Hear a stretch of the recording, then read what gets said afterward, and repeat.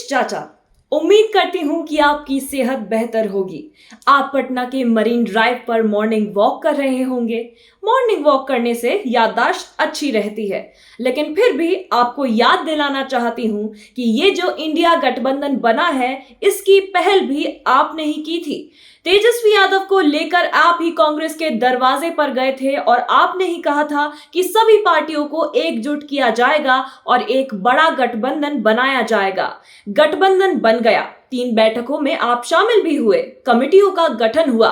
Media को लेकर भी इंडिया गठबंधन ने कमेटी बनाई है। इस कमेटी ने 14 एंकरों के नाम जारी किए हैं, जिनके साथ उन्होंने असहयोग आंदोलन छेड़ा है। लेकिन 16 सितंबर को आपने बयान दिया कि आपको इस बारे में जानकारी नहीं है। आप पत्रकारों के समर्थन में हैं। मैं आपसे जानना चाहती हूं कि आप किन पत्रकारों के समर्थन की बात कर रहे हैं, उनके जिन पर नफरत फैलाने का आरोप है।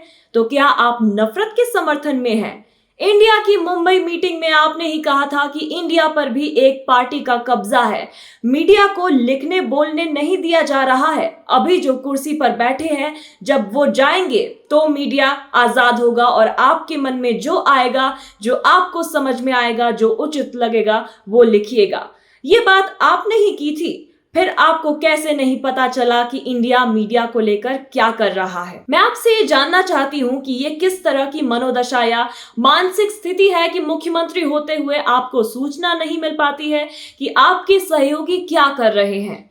मुझे बड़ी निराशा हुई जब विपक्ष की सबसे बड़ी पार्टी के नेता को G20 समिट के डिनर में इन्वाइट नहीं किया गया और आपने उस पर एक बयान तक नहीं दिया। फिर आप G20 की डिनर पार्टी में चले गए, उसमें आप नरेंद्र मोदी के साथ गलबहियां करते देखे गए।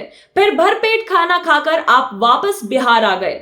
हम नहीं जानते कि नरेंद्र मोदी के साथ आपकी बातचीत क्या हुई, लेकिन हम इतना जानते हैं कि पिछले कुछ महीनों से देश आप पर भरोसा करना चाह रहा है, लेकिन आपकी हरकतें ऐसी हैं कि भरोसा हो नहीं पा रहा है। अब आप बताइए कि इंडिया गठबंधन पूरब की ओर चल रहा है तो आप पश्चिम की ओर क्यों चल रहे हैं? तो हम जानना चाहते हैं कि आपके मन में दरअसल क्या चल रहा है। अमित शाह कह रहे हैं कि आपको फ्रेश मैंडेट लेना चाहिए, तो आप उस पर कुछ नहीं बोल रहे हैं। अमित शाह ने इसी झंझारपुर की रैली में कहा कि इंडिया गठबंधन आपको डुबो देगा, आपने इस पर भी कुछ नहीं बोला। आरजेडी से आपके गठबंधन को अमित शाह ने तेल और पानी का गठबंधन बताया, आपने उस पर भी कुछ नहीं बोला। बस इतना कह दिया कि अरे ये लोग कुछ भी बोलते रहते हैं। मतलब आप अमित शाह की बातों को खारिज नहीं कर रहे हैं। क्या नीतीश चाचा आपने फिर पलटी मारने की तैयारी कर ली? लेकिन मुझे आप बताइए कि आपके लल्लन सिंह की तबीयत खराब होने की खबर थी और वो आपके साथ खड़े होकर मीडिया से बात कर रहे थे। ये झूठ कब से बोलने लगे आप नीतीश जी? क्रोनोलॉजी तो समझते हैं ना आप। 10 दिसंबर को लल्लन सिंह आपको पीएम पद का उम्मीदवार बताते हैं। 12 सितंबर को लल्लन सिंह को डेंगू होने की खबर उठती है।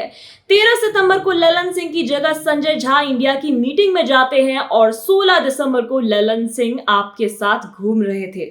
अब आप किसको बेवकूफ बना रहे हैं नीतीश चाचा? क्या डेंगू 4 दिन में ठीक हो जाता है? क्या इंडिया के नेता आपकी चाल समझते नहीं हैं? जब नरेंद्र मोदी ने बिहार चुनाव में आपकी पार्टी को नुकसान पहुंचाया, चिराग को मोहरा बनाकर आपका कद छोटा किया, तब तो आप बहुत परेशान थे। लेकिन अब आप फिर से नरेंद्र मोदी के साथ पींगे बढ़ाने लगे हैं। मैं इसे उम्र का असर समझूं या आपका व्यक्तित्व ही लिजलिजा है?